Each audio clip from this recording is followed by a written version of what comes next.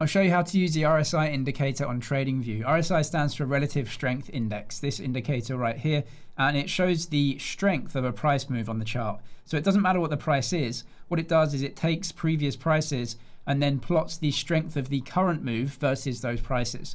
So if you go to indicators, you can just search for RSI, and it's this one right here, Relative Strength Index. So click that, and then it appears at the bottom of the chart.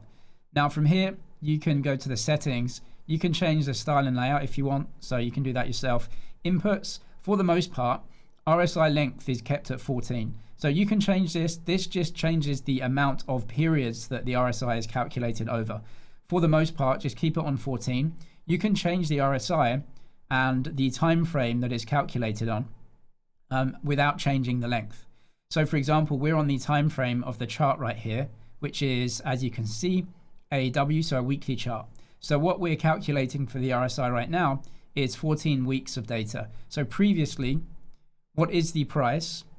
Has the price gone up or down? And what is the strength of that movement versus those previous prices? And that's what relative strength gives us. So it's basically a momentum indicator. Is the current momentum weak or strong? And how volatile is that move, right? Is it very weak momentum or is it very strong momentum? And that's going to give us a lot of information to trade off. Instead of changing the length of the RSI, we can keep the RSI on any time frame that we want whilst changing the price chart. So if you go to settings, the time frame of the chart, instead of choosing chart, where it defaults to whatever the chart is, we can just choose specifically what we want the RSI to show. So let's say we have a 1 week on the RSI.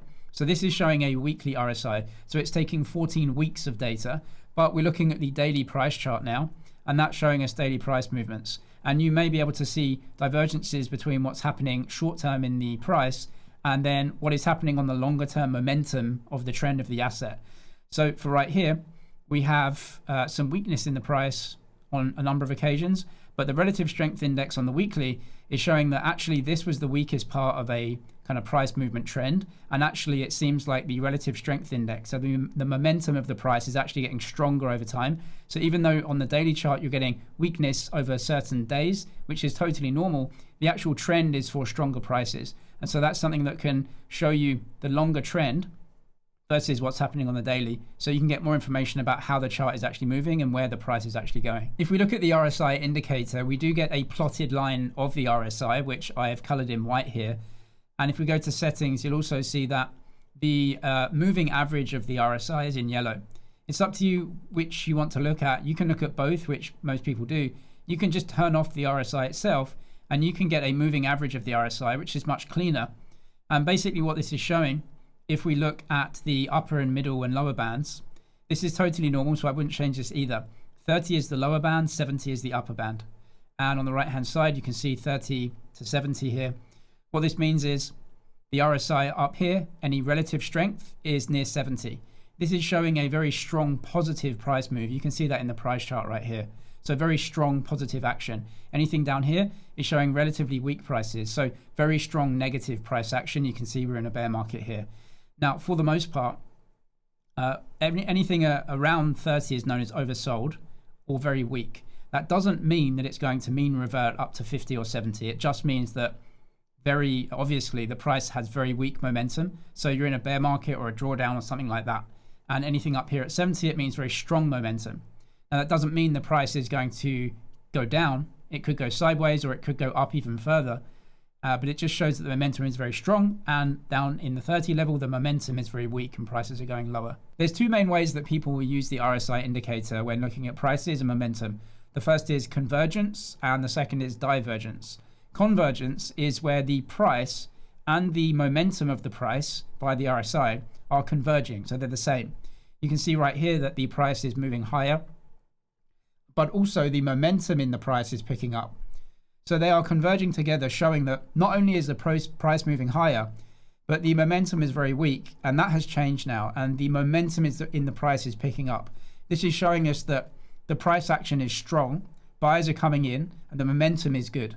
And so if you're trading, you can have a look at this and say, well, I want to trade with this momentum and try and go long and buy because the price is moving up and traders are moving the momentum higher as well. Convergence also happens on the downside, of course. So if the price is moving lower, then the RSI is also showing that.